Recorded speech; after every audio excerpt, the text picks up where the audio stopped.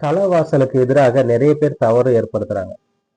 தலைவாசல் அப்படின்னா அந்த வீட்டுல வந்து நிலவாசலை குறிக்கக்கூடிய அந்த நிலவாசலுக்கு நேர் எதிரா பாத்தீங்கன்னா கிணறு அமைக்கிறது, நேர் ஆப்போசிட் அப்படியே கிணறு அமைக்கிறது, அப்புறமா குழி அமைக்கிறது, போர் அமைக்கிறது, ஆழ்துளை கிணறு அமைக்கிறது, நிலத்தடி நீர் தொட்டி அமைப்பது, மலைக்குழி நீர் தொட்டி அமைப்பது, நீச்சல் குளம் அமைப்பது, இது எல்லாமே மிக தவறான ஒரு அமைப்பாகும். இது போன்ற அமைப்பு வந்து நீங்க கட்டிட்டீங்கன்னா காரியங்கள் தடைப்படும், எடுத்த காரியங்கள் தடைப்பட்டு போகும். ஒரு வீட்டுல வந்து நம்ம என்ன நினைக்கிறோமோ அவங்க நடக்கிறதுக்கு எதிர்மறையாக செயல்படும். அதே போல கவலைகள் பெருகும், மன நிம்மதி கெட்டுவிடும். அதே மாதிரி தலைவாசல் என்றால் அந்த குடும்பத்துக்கு தலைமை பொறுப்பில் இருக்கிறவங்களுக்கு கண்டங்களை கொடுக்கும். இது மாற்றமே கிடையாது.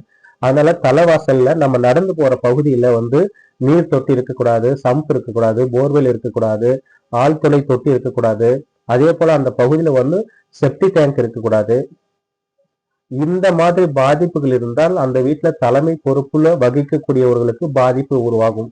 பொதுவா ஆணாக இருந்தால் ஆணுக்கு பாதிப்பை கொடுக்கும், பெண்ணாக இருந்தால் பெண்ணுக்கு பாதிப்பை கொடுக்கும்.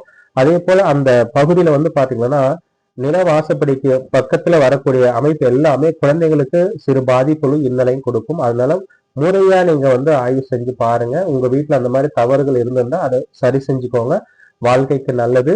நம்மளுடைய ஜெய் அஸ்ட்ரோ தர்மபுரி ஆன்மீக சேனலை லைக் பண்ணுங்க, ஷேர் பண்ணுங்க, மற்றவர்களுக்கும் அது பயனுள்ளதாக இருக்கும். நன்றி. வாழ்க வளமுடன்.